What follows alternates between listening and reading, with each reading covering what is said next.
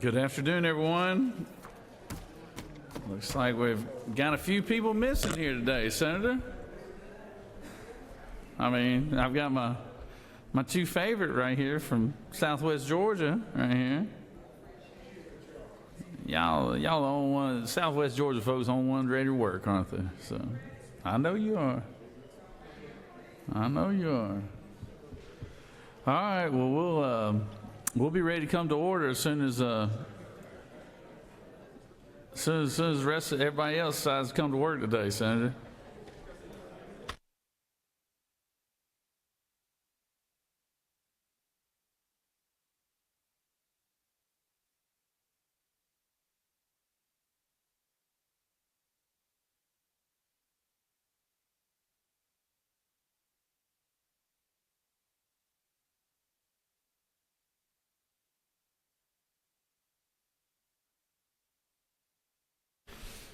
Good afternoon, Senator. How are you today? Good afternoon, Mr. President.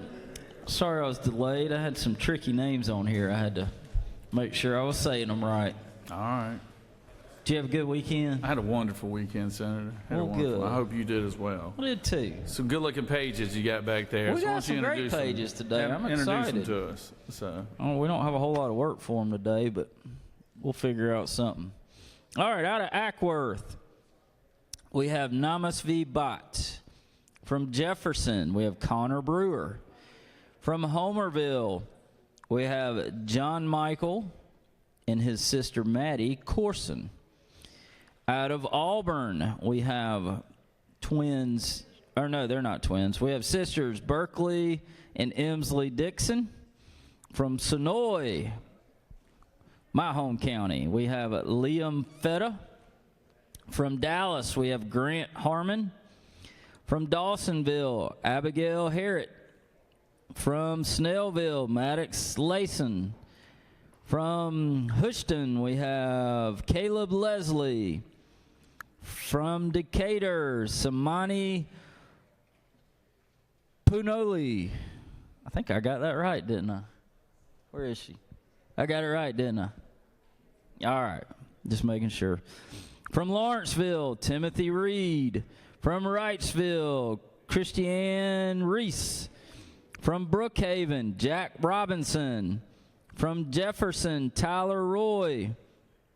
From Sewanee, Grahitha Saravana Kumar. I got that right too, didn't I? I just had to say it slow. From Valdosta, Sawyer Stevens. From Atlanta, here's our twins, Michael and Paige Thomas. From Milledgeville, Morgan Thompson. And from Cedartown, we have the granddaughter of our Capitol Police, Butch Thornton, his granddaughter, Laken Thornton. From Atlanta, we have Nala Washington. And from Alpharetta, we have Sophia Zahn. Y'all give these pages a big round of applause. We appreciate you being here to serve the great people of the great state of Georgia. Mr. President, this journal is mighty thick, but it has been found to be correct. So I move we dispense with the reading of the journal. Thank you, Senator. Is there objection to dispensing of the reading of the journal? The chair hears none. The reading of the journal is dispensed with. Is there objection to the confirmation of the journal? Chair hears none. The journal is confirmed. All bills, senators who have bills and resolutions to have introduced, please bring them to the Secretary's desk at this time. First reading references to Senate bills. Secretary? Senate Resolution 921 by Senators Watson of the First and others, a resolution honoring the life of Mr. Kevin Catfish.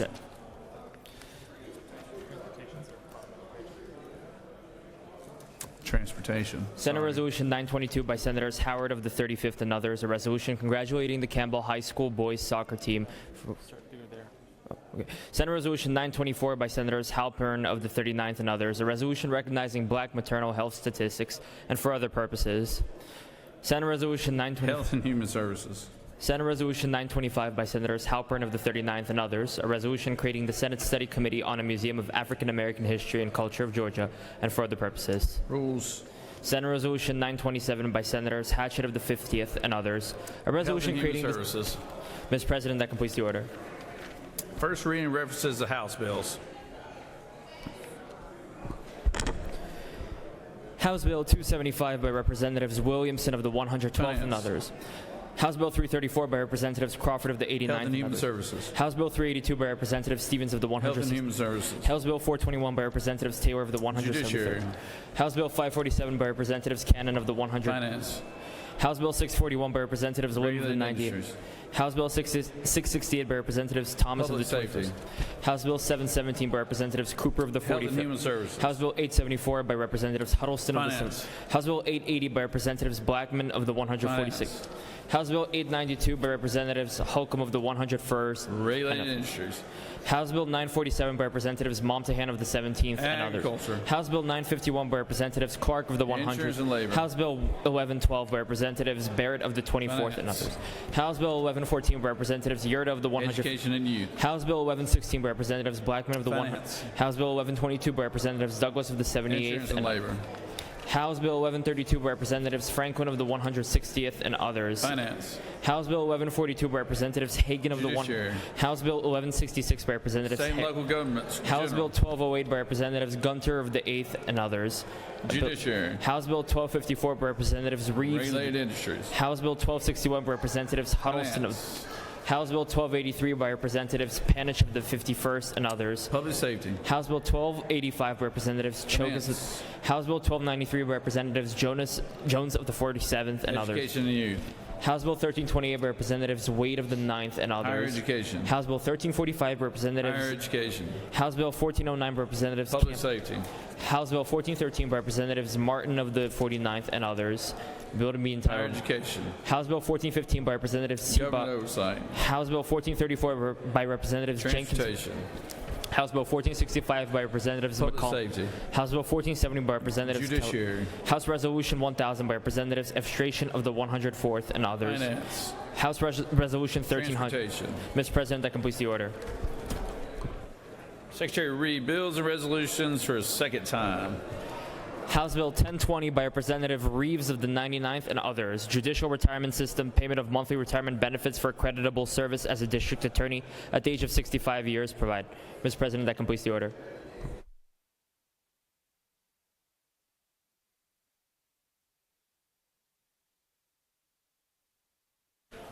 It is now time for the morning roll call. Are there any motions to excuse? Recognize Senator from the 33rd. Thank you, Mr. President. Good morning, y'all. I ask for unanimous consent to excuse the senators from the 37th and the 55th. Without objection, senators from 37th and the 55th are excused. Any other motions to excuse? All right, Secretary will call the roll. Senators, signify your presence by voting the yay switch. Secretary will unlock the machine.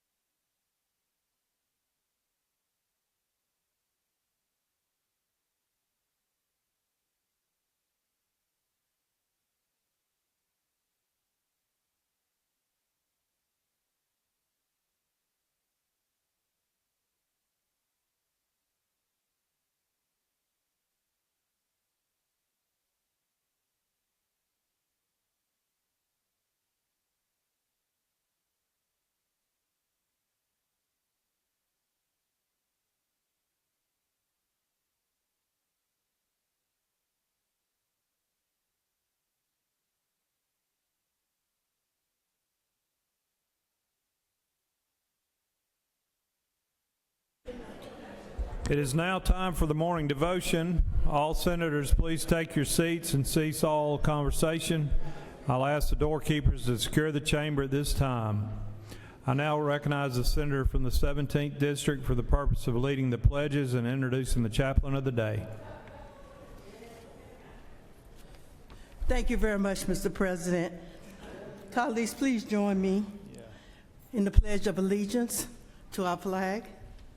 I pledge allegiance to the flag of the United States of America and to the republic for which it stands, one nation, under God, indivisible, with liberty and justice for all. And now the Georgia flag. I pledge allegiance to the Georgia flag and to the principles for which it stands, wisdom, justice, moderation, and courage. Good morning. I am so honored to introduce our chaplain for today.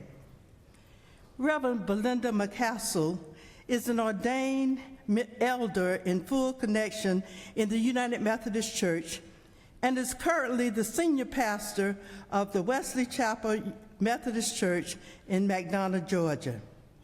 She earned a Bachelor of Arts degree in Mass Communication from Augusta State University, a Master of Divinity from Gammon Theological Seminary at the Interdenominational Theological Center in Atlanta, a certificate in executive leadership from McCormick Theological Seminary in Chicago, Illinois, and is currently pursuing a doctorate in ministry from San Francisco Theological Seminary, where she is engaged in advanced studies in trauma and spiritual care. She is truly concerned with people being their best in all aspects of life. Pastor McCassell has a profound compassion for the sick, the shut-in, and the less fortunate. She is an anointed teacher, preacher, dedicated community servant, and skilled spiritual counselor. Pastor McCassell is also a certified peace officer and faithfully served the Fayette County community with integrity and honor for 21 years before retiring at the rank of lieutenant with the Fayette County Sheriff's Office.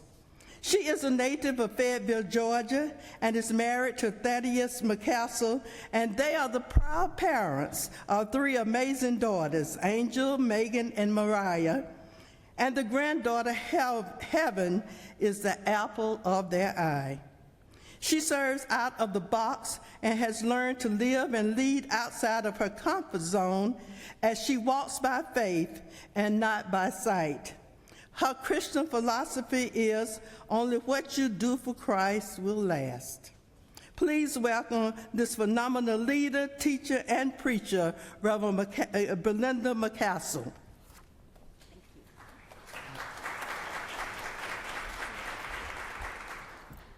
Good afternoon, Mr. President, Senator Davenport, and distinguished members of the Senate.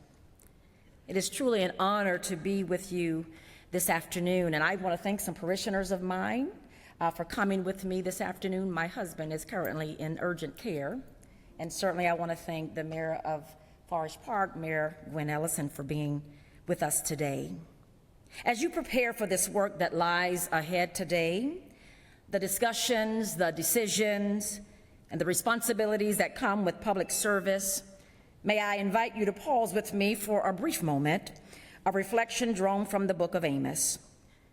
There's a story told about a farmer who owned land that depended on a small stream that ran through his property. For years, that stream watered his crops and nourished the soil. But one season, the farmer noticed something was wrong. His crops began to dry up, the ground hardened, and the land that once produced life began to struggle. So the farmer walked upstream to find the problem, and as he moved forward along the bank, he discovered that branches, rocks, and debris had built up over time, blocking the flow of the water. The stream had not dried of its source. It had simply been obstructed along the way.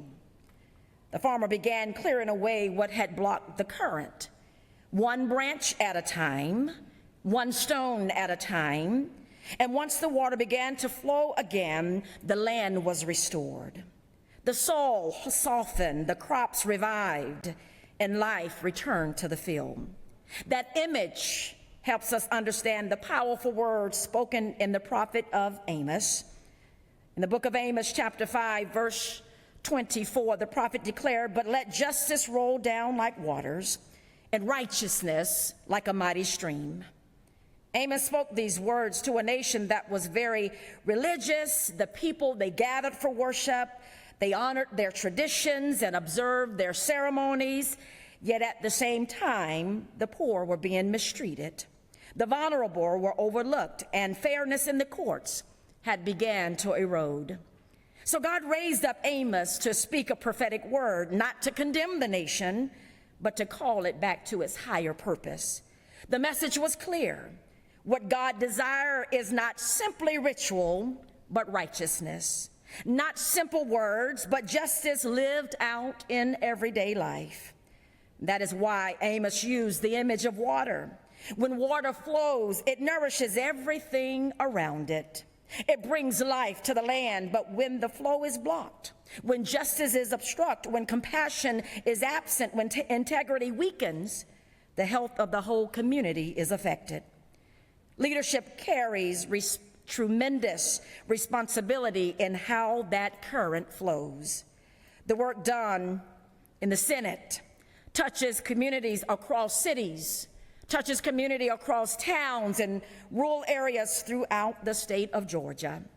And those communities reflect the rich diversity of our state. People from different backgrounds, people from different experiences and cultures and perspectives. Yet diversity, when guided by unity and integrity, becomes strength. Unity does not mean that everyone sees every issue the same way. In a body such as this, thoughtful debate and different perspectives are a part of the process of leadership. But unity reminds us that beyond those differences, there is a shared commitment to serve the people, to pursue fairness, and to work together for the common good. Integrity is what sustains that commitment. Integrity ensures that decisions are guided not by influence or pressure, but by conscience and responsibility. The prophet Amos reminds us that justice should not trickle slowly, but it should roll down like the waters. Righteousness should not appear occasionally, but it should flow like a mighty stream. In other words, justice should not be rare, it should be constant. Because when justice flows, communities flourish. When integrity guides leadership, trust grows stronger. And when people of diverse perspectives work together in unity, the entire state is strengthened. The prophetic voice of Amos still speaks across the centuries, reminding leaders everywhere that their work has the power to shape the well-being of a people. So as you carry out the work of the Senate today, may justice continue to flow, may unity strengthen your collaboration, and may diversity enrich your understanding. And may integrity guide every decision that is made on behalf of the people that you serve. In the name of the Father, the Son, and the Holy Spirit, would you rise and join me in prayer?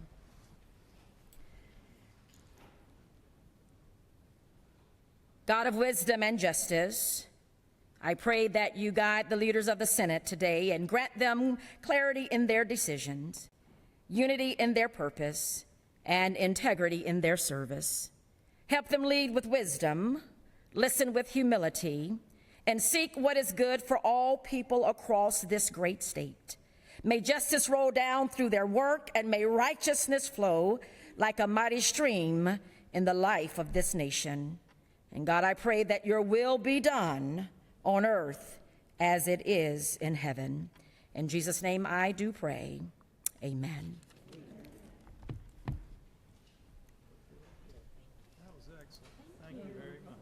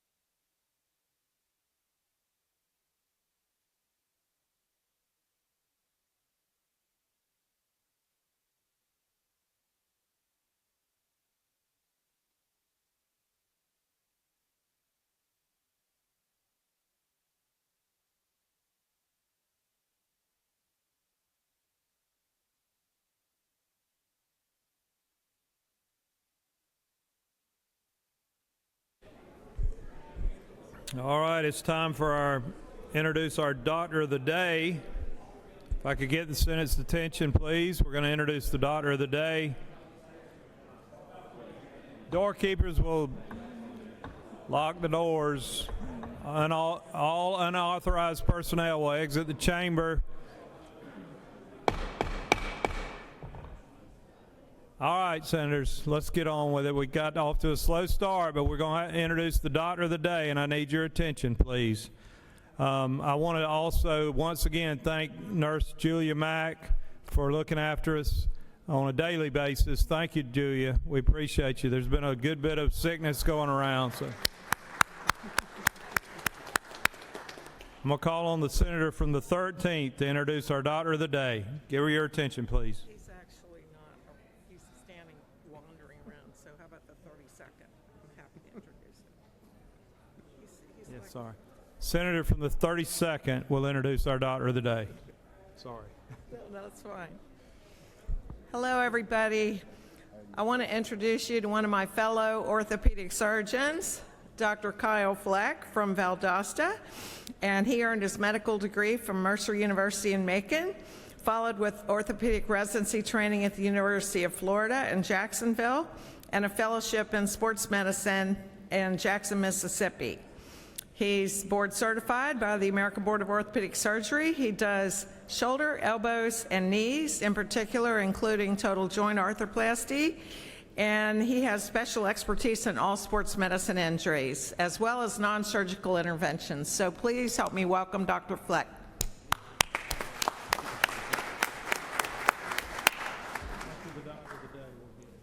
Appreciate everybody having me here today. Appreciate everyone's service here, supporting our Georgia physicians. And if y'all need anything, we're downstairs, and y'all have a great day.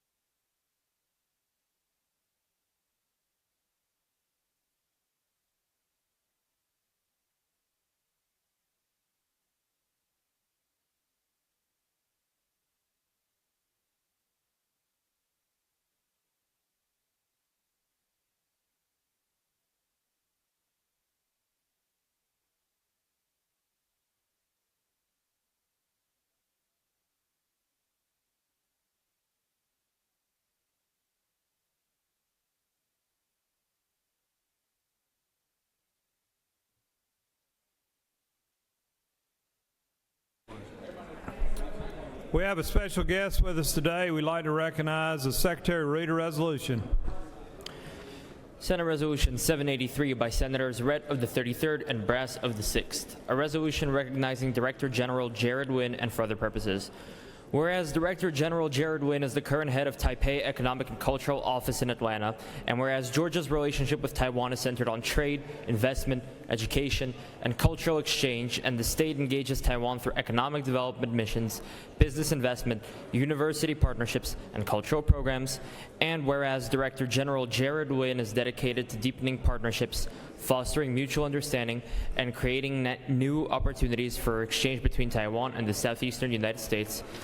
Now, therefore, be it resolved by the Senate that the members of this body recognize and commend Director General Jared Wynn for his efficient, effective, unselfish, and dedicated public service to the state of Georgia, and extend the most sincere, best wishes for continued health and happiness. Mr. President, that completes the order. Is there objection to the adoption of the resolution? The chair hears none, and the resolution is adopted. I'd like to call upon the senator from the 33rd District for purpose of introducing our special guest. Thank you, Mr. President, my fellow senators, colleagues, friends, and y'all. Mr. President, I rise today with great pride as co-chair, along with the senator from the 6th of the Taiwan Caucus. It is my pleasure to introduce Director General Jared Wynn of the Taipei Economic and Cultural Office in Atlanta. Director General Ling currently leads the Taipei Economic and Cultural Office in Atlanta, which represents Taiwan's interests across 6 southeastern states, including the great state of Georgia. In this role, he has worked diligently to strengthen the relationship between Georgia and Taiwan through expanded trade investments, educational partnerships, and cultural exchange. Today, we are proud to recognize Director General Ling for his service and the positive impact he has made in our state. Mr. President, I ask that the Senate join me in welcoming and recognizing Director General Jared Ling.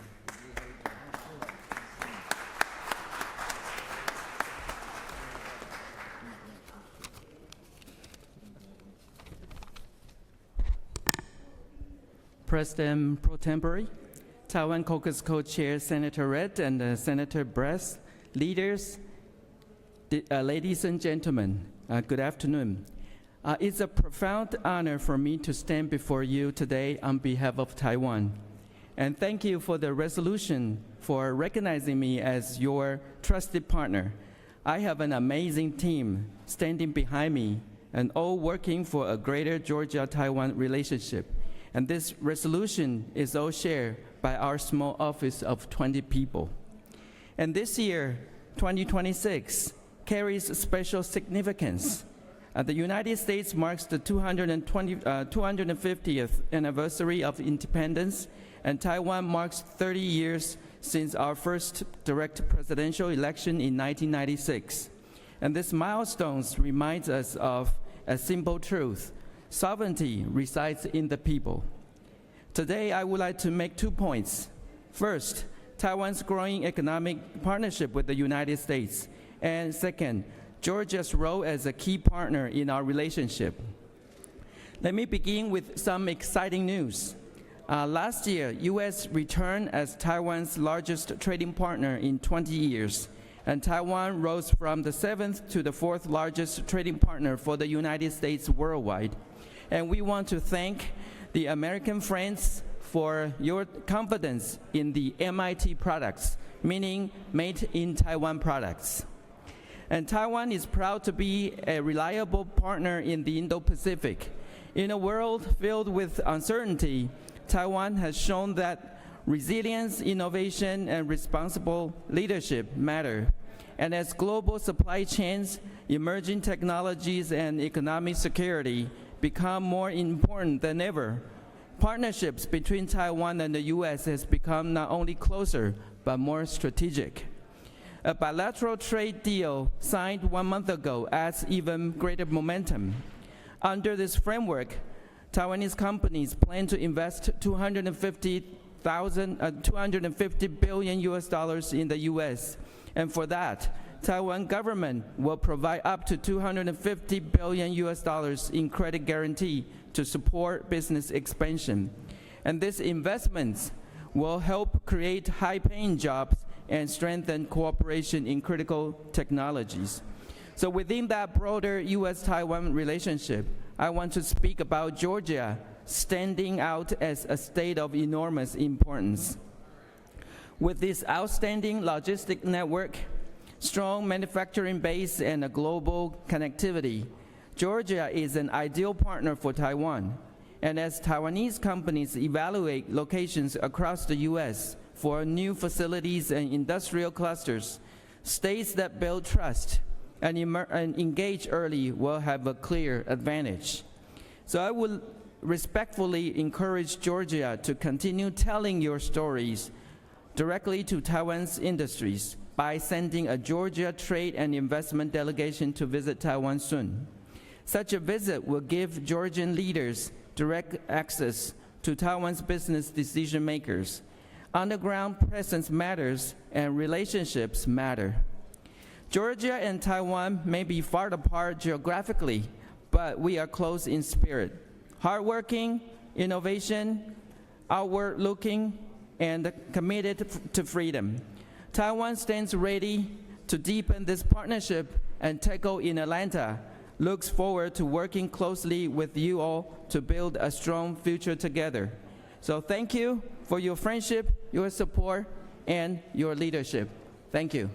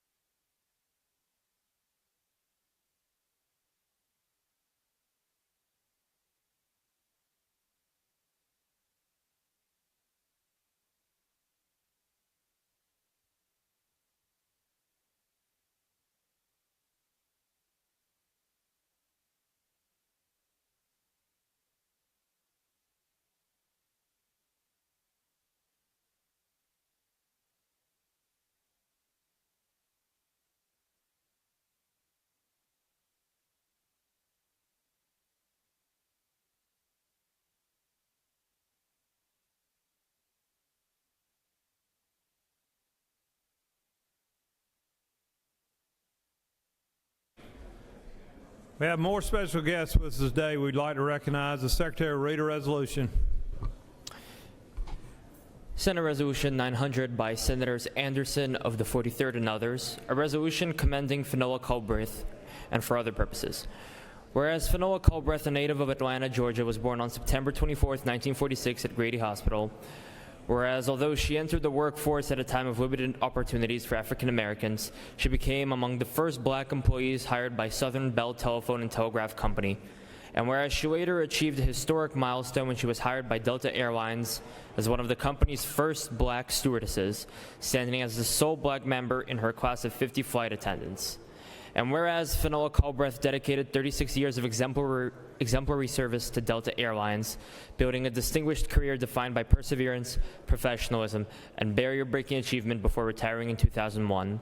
And now, therefore, be it resolved by the Senate that the members of this body recognize and commend Finola Culbreth for her many magnificent achievements and decades of groundbreaking career service, as well as extend the most sincere best wishes for continued health and happiness.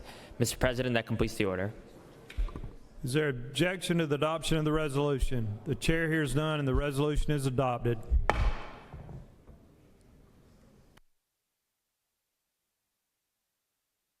I'd like to call upon the senator from the 43rd for the purpose of introducing our special guest. Thank you, Mr. President. Good afternoon, colleagues. It is my honor to celebrate Women's History Month. As we know, every day women make history, Black History Month. We just celebrated, but we celebrated again today. And I'm honored to recognize Ms. Finola Culbreth. She's not just an Atlanta native, she's a Grady baby. An HBCU grad at the time Clark College, now Clark Atlanta University. Her journey began, as you heard, at Bell South as the first black, which is now, Southern Bell. That's what it was, Southern Bell. Turned Bell South, now AT&T. She found so much love in her home city with major corporations that she dedicated 36 years of her life to Delta Airlines as one of the first black stewardesses. Talk about real Southern girl, a true Atlanta native. I'm proud to honor Ms. Finola Culbreth.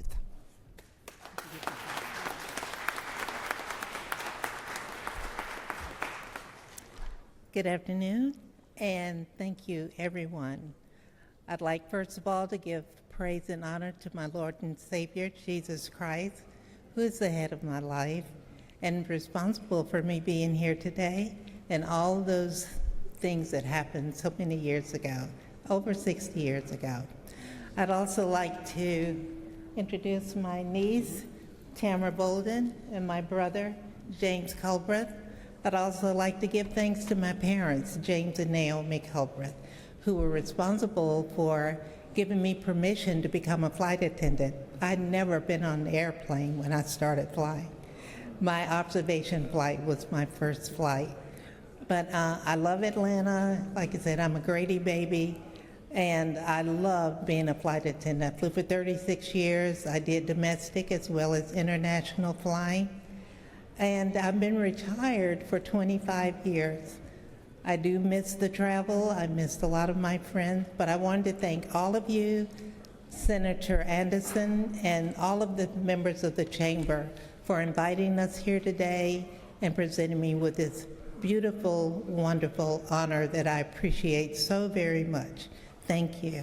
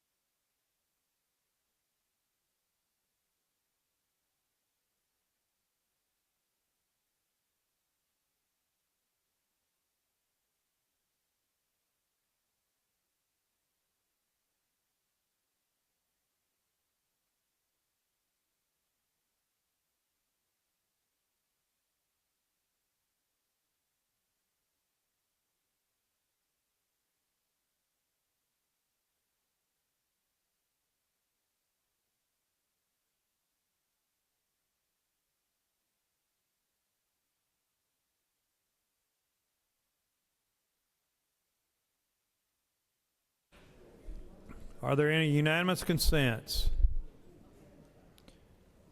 Does any senator wish to rise on a point of personal privilege? Senator from the 15th, what purpose do you rise? You need to excuse somebody? Thank you, Mr. President. I just simply want to ask unanimous consent to excuse the senator from the 7th, please. Without objection, the senator from the 7th is excused. Chair recognizes the senator from the 9th for a point of personal privilege.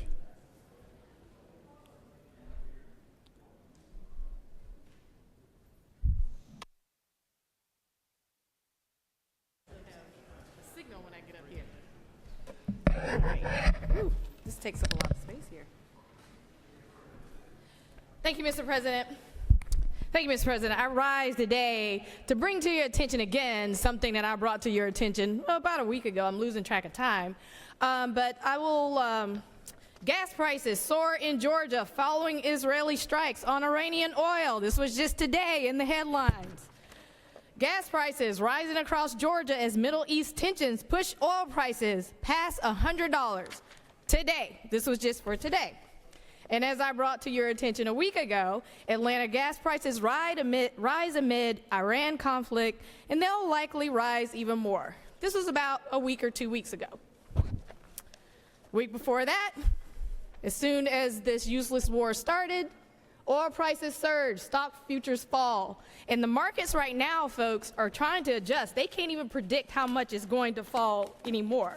So this rise, I rise today to address this immediate financial strain that Georgia families are facing right now. The AJC reports a startling jump in Metro Atlanta gas prices as markets react to the escalating Middle East conflicts.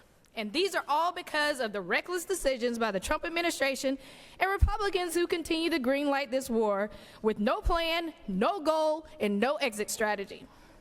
Every spike at the pump is draining millions from our households and our budgets.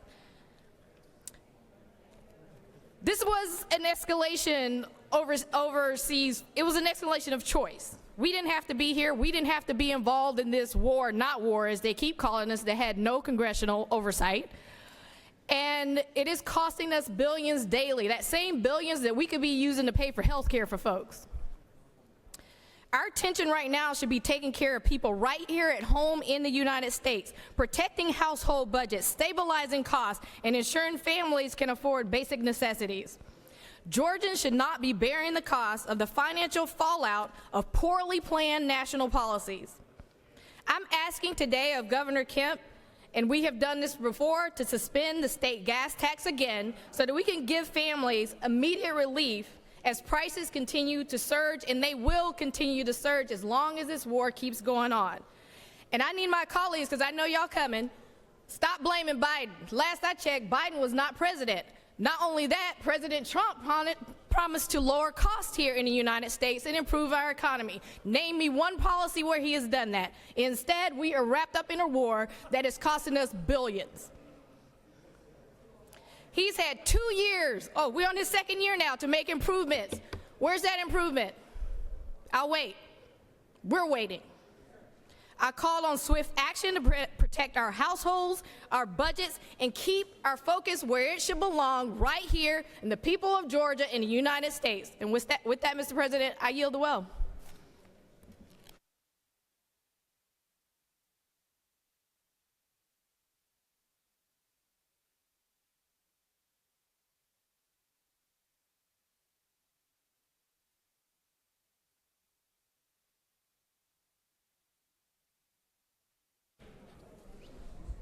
Chair recognizes the senator from the 33rd, senator from the 26th. Do you want to speak from the well? All right, I'll get to you in just a second. It's the other button, Senator.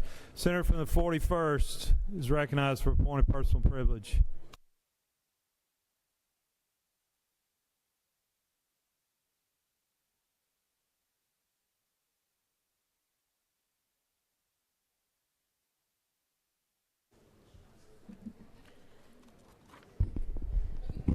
Thank you, Mr. President. Today on your desk, you see a handout with 6 pictures on it. Pictures of 6 children in our state who were killed from gunshot wounds. 3-year-old Kyron Zarko from Athens was watching TV on the couch with his brother when he was killed by gunfire piercing the walls of his home. 23-month-old Marcus Ball, sitting in the arms of his teenage sister along with his 1-year-old baby sister, shot through the walls of his bedroom in Peach County. In Spalding County, 11-year-old Asia Love Jones was killed by a bullet through her window that was meant for someone else. Another 3-year-old, Bryson Murray from Augusta, killed in his sleep by bullets sprayed into his bedroom. In Atlanta, 12-year-old Jalen Greggs, caught in the crossfire while playing in his front yard. And in my own DeKalb County, Lavari Aruni, a 5-year-old boy killed just 5 days after Christmas from gunshots fired into his home. In every corner of Georgia, families are experiencing the most soul-crushing tragedies of their lives.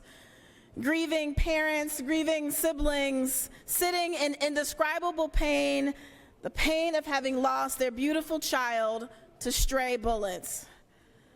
There are countless stories of Georgians getting caught up in crossfire, suffering the effects of gun violence, fearing for their lives and for their family's safety. But as we are well aware, this body struggles to attempt to manage this with gun safety measures or safe storage or anything like that. So instead, I propose a bill this session that would, at the very least, allow survivors of residential gun violence to terminate their leases without fear of penalty from their landlords. Georgians who have had a loved one shot or they themselves have been shot in their homes deserve to be able to move quickly to safety, just like survivors of domestic violence and stalking and human trafficking are allowed to do. But instead of having a real discussion about real solutions to help these Georgians, this body turned its back on having a hard conversation. Instead of allowing thoughtful deliberation that this legislation deserves, well, Senate Republicans cowed to the will and the influence of landlords who are more worried about the bottom line than about helping families escape trauma. So I am left to ask, what are we doing here? Why are we denying even one small step towards safety for these children? Why are we relegating life-altering legislation to a few hasty glances at a bill in committee hearings with no time for public comment, but plenty of space? Minority Leader, your time has expired. If you'd close it out, please. I will. With no time for public testimony, but plenty of space allowed for landlords to air their grievances. Committee hearings undermined by the influence of corporate lobbying. So today we pause again to acknowledge the lives of these children who've been lost. And I ask that we work together to ensure their safety, the safety of all children in the future. Thank you. Senator from the 14th, what purpose do you rise? All right, well, it's the other button. And you're in the queue. Okay, you're in the queue now. Very good. Chair recognizes the senator from the 8th.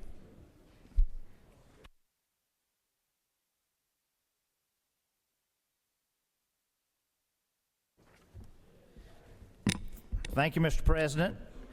As y'all know, my wife, Kara, is a CTAE director at Clinch County High School down in South Georgia.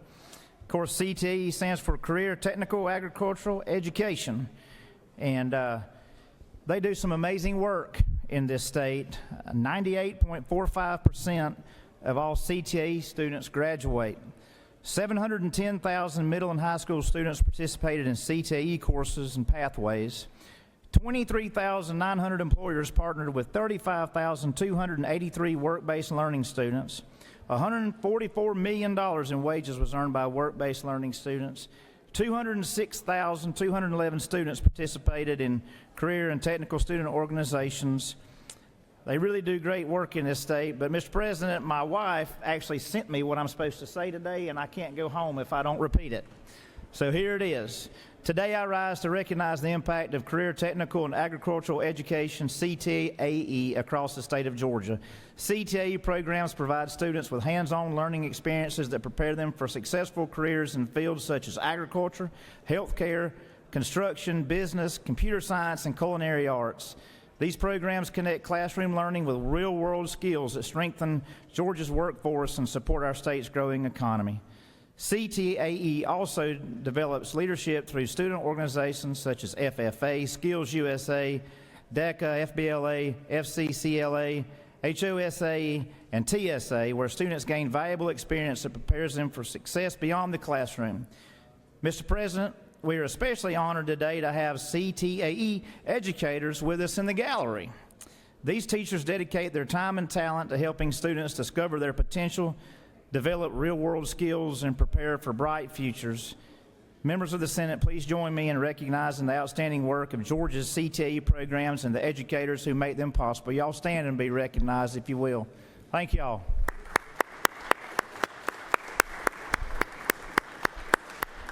All right, Kara. I hope I made you proud, Kara. I love you. Mr. President, I yield the will. I recognize the senator from the 49th for a point of personal privilege.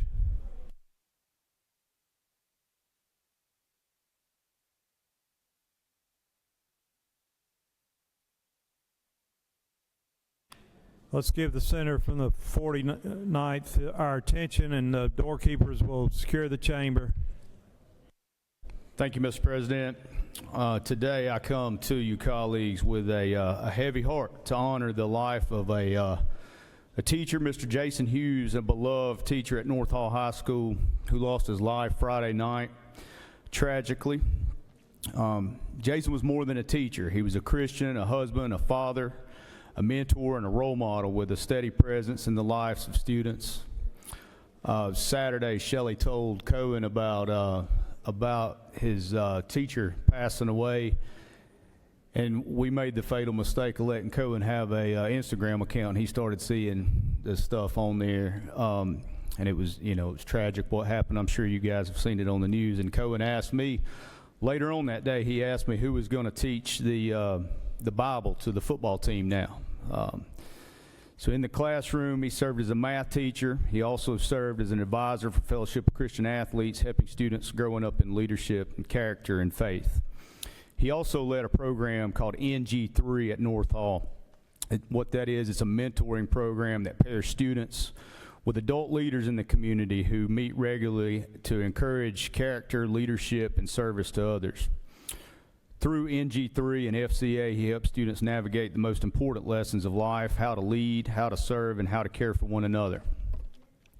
His loss comes in the wake of a decades-long prank tradition leading up to prom that had been a part of student culture for many years at the school. Today, our hearts are with the students of North Hall High School who are mourning a teacher many considered their favorite. In moments like this, a community feels grief, heartbreak, and confusion all at once. Let us pray for the Hughes family, his colleagues, and the students' lives that he shaped. And let us pray for wisdom, grace, and healing for our entire community, trying to make sense of an unimaginable tragedy. May we remember Jason Hughes for what mattered most, a life spent investing in young people and helping them become the best versions of themselves. Mr. President, I would ask for a brief moment of silence in honoring the life of Jason Hughes. Please join in a moment of silence.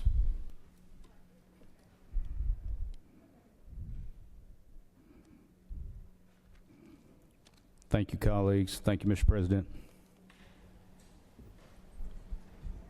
Chair recognizes the senator from the 26th for a point of personal privilege.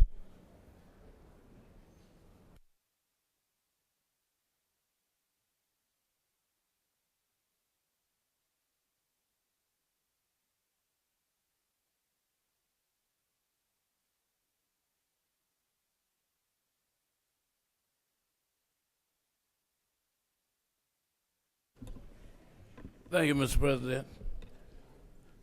Ladies and gentlemen, I'm back again. I've had brain surgery, open heart surgery, and my orthopedic says that I've got bone on bone. Now, my insurance payments to the state health benefit have never been late. Never been late in 51 years.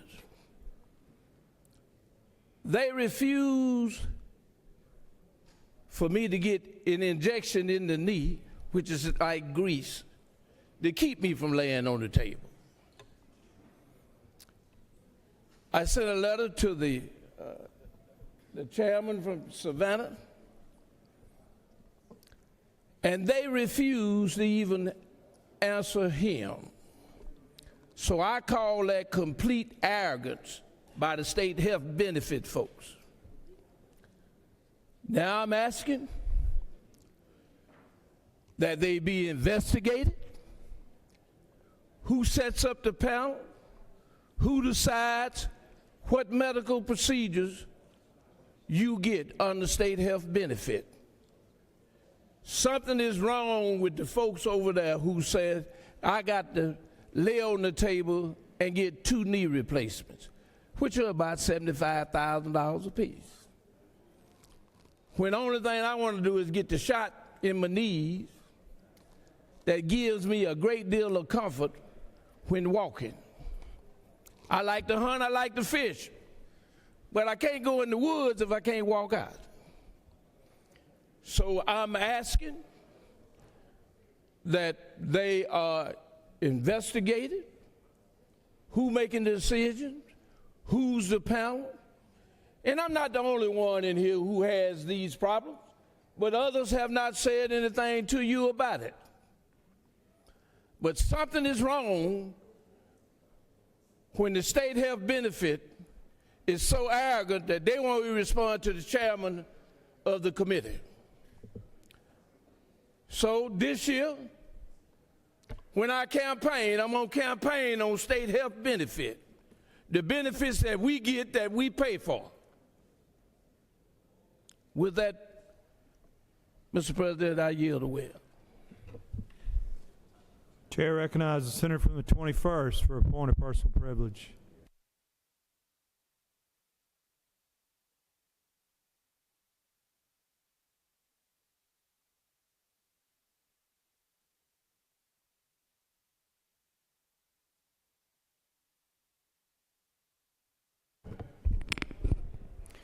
Thank you, Mr. President. Senate colleagues, friends, and fellow Georgians, as we celebrate Women's History Month, we take the time to recognize the courage, resilience, and leadership of women whose lives changed the course of history. Today, I rise to honor one of the most daring pioneers of the 20th century, Amelia Earhart. Born in 1897, Amelia Earhart came of age at a time when opportunities for women were limited and societal expectations were rigid. Yet from an early age, she refused to accept those limits. You know, she once said, the most effective way to do it is just to do it. And she lived by those words. In 1932, Earhart became the first woman and only the second person after Charles Lindbergh to fly solo across the Atlantic Ocean. That achievement alone would have secured her place in history.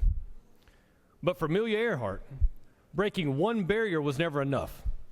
She set numerous aviation records, helped found the 99s, an organization supporting women pilots, and used her growing fame not for personal glory, but to advocate for greater opportunities for women in science, engineering, and aviation. At a time when many doubted a woman's ability to compete in technical fields, she stood confidently in the cockpit of her aircraft and proved them wrong, not with speeches, but with action. Her final flight in 1937, an ambitious attempt to circumnavigate the globe, ended in mystery over the Pacific Ocean. Though her disappearance captured the world's attention, her legacy is not defined by how her journey ended, but by how boldly she lived. Amelia Earhart represents something larger than aviation. She represents possibility. She represents courage in the face of doubt. She represents the spirit of innovation and determination that defines America at its best. During Women's History Month, we remember that progress does not happen by accident. It happens because individuals, often against great odds, chose to challenge the status quo. They chose to lead. They chose to fly into uncharted skies. For young women across Georgia and across this nation, Amelia Earhart's life continues to send a powerful message. Your dreams are not limited by expectations. Your ambition is not confined by tradition. The horizon is not a boundary, it's an invitation.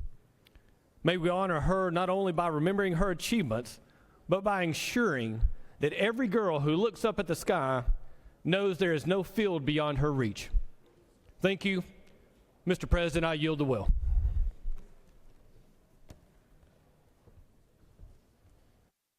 I recognize the senator from the 29th for a point of personal privilege.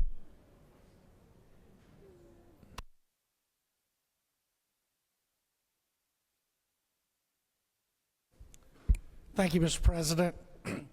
I got here today to do the normal job that I'm elected to do, and while I was in a caucus meeting, my wife called me.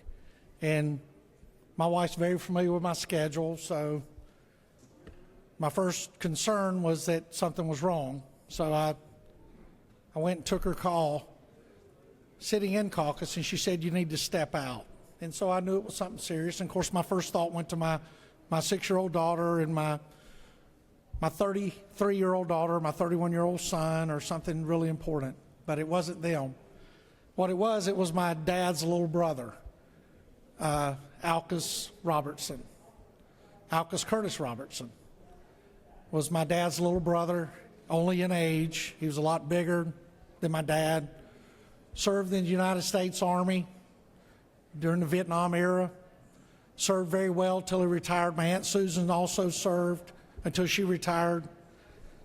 And Uncle Alcus was always somebody I looked up to, like I looked up to everybody in our military. And I've got a picture on the wall at my home of my great uncle Alto Cobb, who died in France as part of the United States Army when he was 21. And my Uncle Alcus served a lot overseas, as did my Uncle Alto. And so during this time, what I think about is, what if we would have gotten into the war with Germany quicker? how many lives would we have saved then?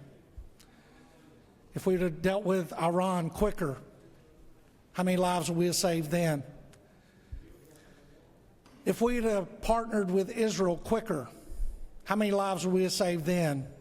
Prior to October 7th, when small children were pushed into ovens and mothers' and fathers' throats were cut. I really don't know. But you know what? When I'm at the gas pump putting gas in my vehicle, I'm not complaining about gas prices.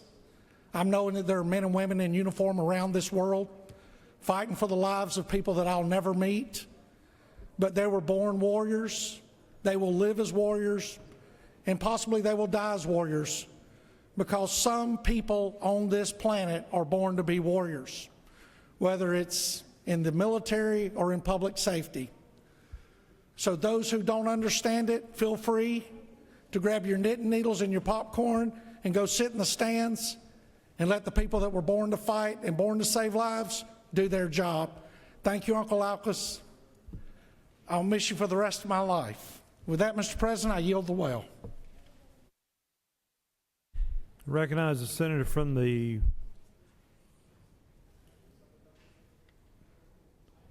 I'm going to do the senator from the 2nd for a point of personal privilege.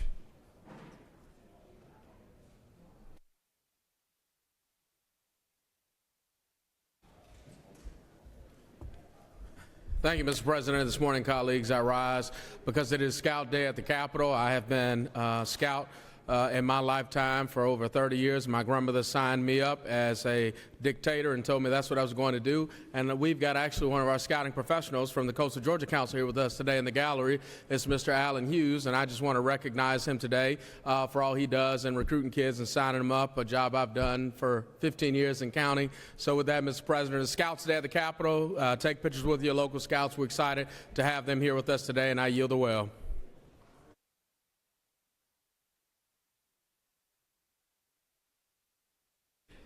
I recognize the senator from the 14th for a point of personal privilege. And then we're going to probably let the Dean of the Senate close us out. Not now, but after.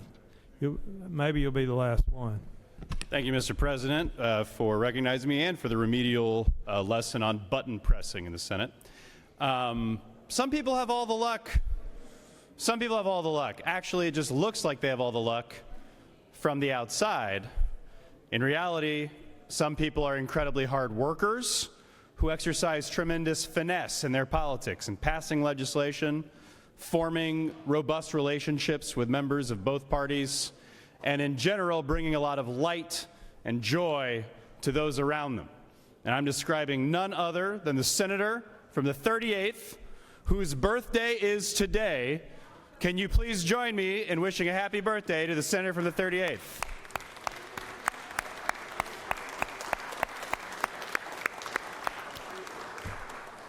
Thank you, Mr. President. I'm not jealous at all. I yield the well.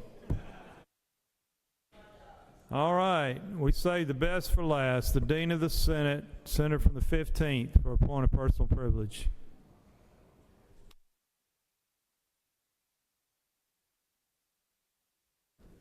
Mr. President and members of the Senate, I rise to observe and celebrate once again and make sure we never forget those men and women who fought in the Vietnam War. And specifically, bring your attention back to yesterday, March 8th, 1965 was Bloody Sunday in Selma, Alabama. But at the same time and correspondingly on the combat area, March 8th, 1965 was the day that elements of the 9th Marines, 3rd Battalion, 9th Marines, sent the first combat Marines into Vietnam. And they stayed there until the war was over, coming in and out like myself, members of the Army, Marines, Air Force, all of us. But I want to commend the gentleman in the back, our Sergeant at Arms right here also, who served. Let's give him a big round of applause right there. Served Vietnam.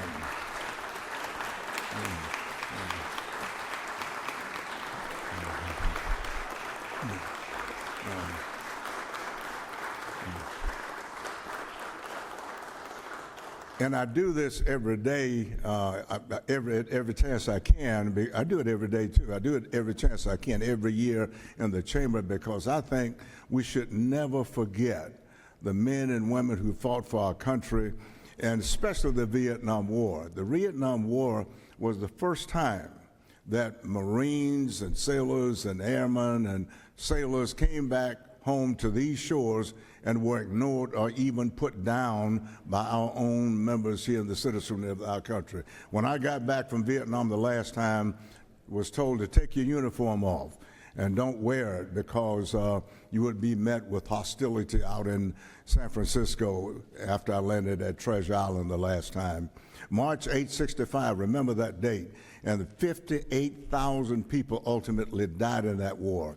Operation Hasty, Jack Stay, Cam Lo, Vietnam, all of those places in Vietnam should be etched into a lot of people's memory who visited that country, and they'll never forget the rice paddies and the bullets and the whole atmosphere of war. You talk about war as hell, but it never goes away with some of our people who paid the price. I mean, they left they are there, they came back home physically, but their minds are not with them anymore. Please remember that. March 865, you had Bloody Sunday, but our war was even more bloody. People living here in the Atlanta area right now, Clarence Jenkins lives right here in Atlanta. He was a machine gunner, M60 machine gunner in the Vietnam War. Al Hampton from Ohio, Steve Pepe, who deceased recently, Terry Houghton of Canada, and Clarence Whitehead, who was a former police officer right here in Atlanta, Georgia. Remember those names, folks, because they're worthy. God bless you. I really yield the well, Mr. President. Thank you.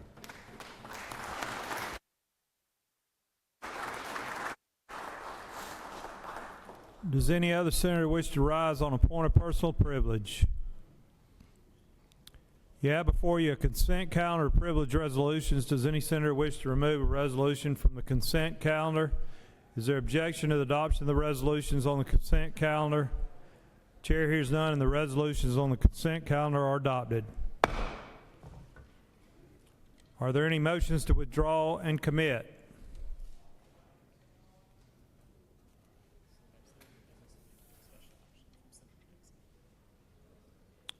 Chair recognizes the senator from the 45th for a motion. President, I move that the Senate agree to the House substitute to Senate Bill 179, amended by Amendment 1. Secretary, read the caption.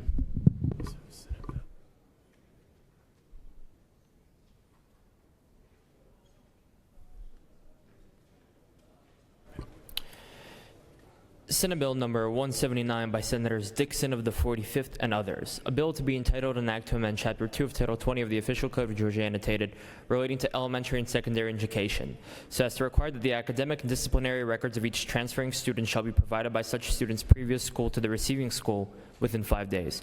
To reduce the number of days by which a parent or guardian of a transferring student shall receive copies of such records. To provide for evidence-based youth violence prevention training programs, to provide for student violence prevention clubs, to provide for local policies for anonymous reporting, to provide for definitions, to provide for related matters, to provide for an effective date and applicability, to repeal conflicting laws, and for other purposes. Mr. President, the House offers the following substitute to SB 179. A bill to be entitled an act to amend Chapter 2 of Title 20 of the Official Code of Georgia annotated relating to elementary and secondary education, so as to provide that beginning in the 2031 to 2032 school year, a computer science course shall be high school graduation requirement. To provide for certain computer science courses to be substituted for units of credit graduation requirements in certain other subject areas. To provide for such exception. To revise legislative findings. To increase the allowable charge per student per semester for each Georgia virtual school course from $250 to $350. To include certain online schools in the definition of private school. To provide for related matters. To repeal conflicting laws, and for other purposes. Mr. President, Senator Dixon of the 45th offers the following Amendment 1. Amend the House Committee on Education substitute to SB 179 by inserting after $350 on line 7 the following. To require local school systems to allow the representatives of certain organizations to speak with students during school hours, to require certain organizations to provide notice, to require local school superintendents to provide approval of certain activities by certain organizations during school hours, to require local school superintendents to provide written explanation for denial of certain activities, to provide for legislative intent, to provide for a definition. By inserting between lines 163 and 164 the following, said chapter is further amended by adding a new code section to read as follows. And for other purposes. Mr. President, that completes the order. I recognize the senator from the 45th to speak to his amendment.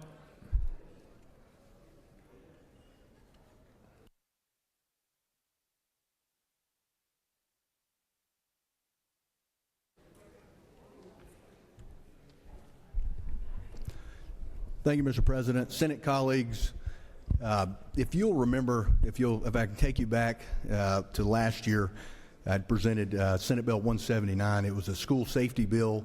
It had to do with reporting of students' transcripts when they transferred schools. That was stripped out of 179. It was added into Leader Rana Vitarte's school safety bill, making Ricky and Alyssa's law. In the House, Representative Ballard, she added language to 179 that would require that computer science be taught as a core class, not an elective, by the year of 2031-2032 school year. And then coming to the amendment that I added today, this language has to do with civics organizations, the Boy Scouts, the Girl Scouts, the Boys and Girls Club of America, and then also there's the Future Farmers of America, the American Legion, and the Red Cross and other similar organizations. This would allow them access to schools to teach civics, to promote their organization. It would not force them to have access. It would give a 30-day notice where they would try to schedule that with the school. If the school's unable to schedule it, then they can make alternate times to schedule that meeting. With that, Mr. President, be happy to answer any questions, or I'll yield well. I do have a question. Recognize the senator from the 19th. Thank you, Mr. President. Senator, you yield? I do. Senator, Section 3 of the underlying bill, not your amendment, was that in the legislation that passed our chamber last year? It may have been. I don't know. I've got a specific question about it. I believe it was. What line was that again? I'm sorry. So the underlying bill? Yeah. LC 492411S? Yep. Section 3. In it, it purports to change the definition of private school. I'm just wondering what the purpose is. It looks like it makes a virtual school a private school. What is the effect of that? Is there some type of funding effect or notice effect or requirements? I don't know. They did have in that bill also, like the cost of that virtual school would go up, I believe, from $250 to $350. Right. I see that in Section 2. I didn't know if you knew anything more about Section 3. That's all.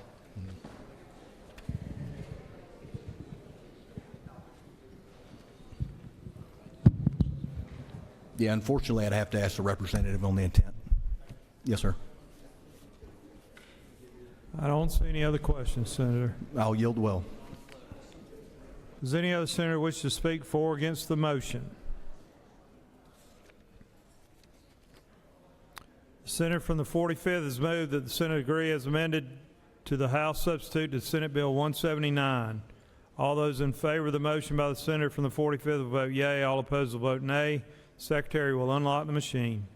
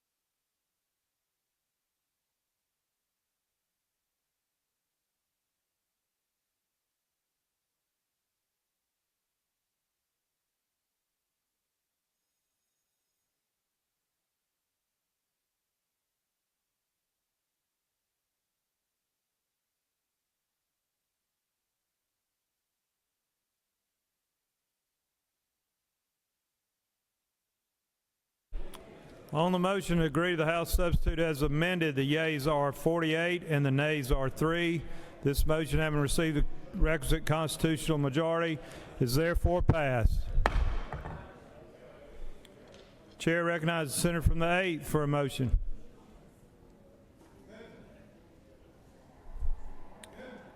Chair recognizes the senator from the 8th for a motion. Thank you, Mr. President.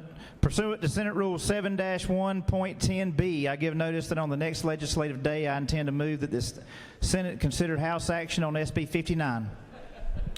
Senator has given notice. Thank you. Read the caption.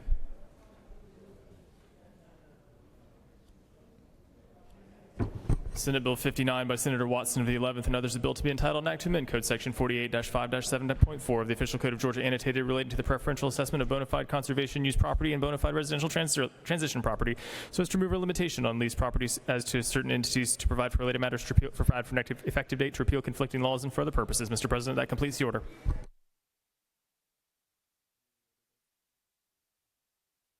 Thank you, Senator, for the notice.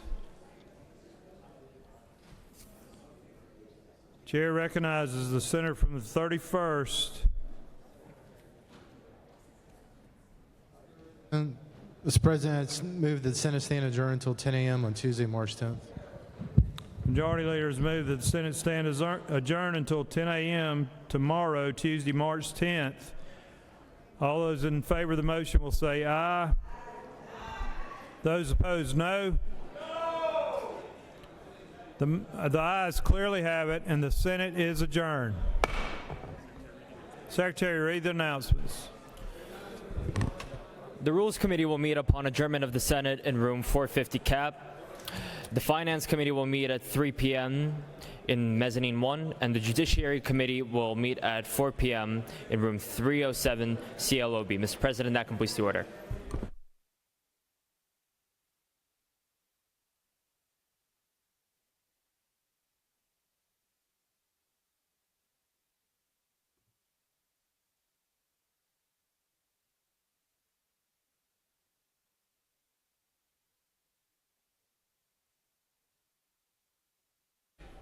I recognize the senator from the 24th for an announcement.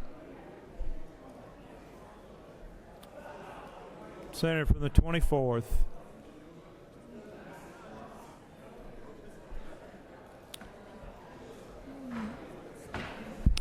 Thank you, Mr. President. On your desk today you have, if you want to go fishing this week, make sure you sign up. We're going to have a great evening there going fishing on March the 11th. And also, on the other side of the page, you see we're doing a fundraiser this year for sportsmen, and we are trying to raise some money to get a trailer for the disabled machines, wheelchairs that can take the people out and see the wildlife and go hunting. Thank you for your support. All right, senators, let's quit wishing and let's go fishing. Y'all have a great afternoon.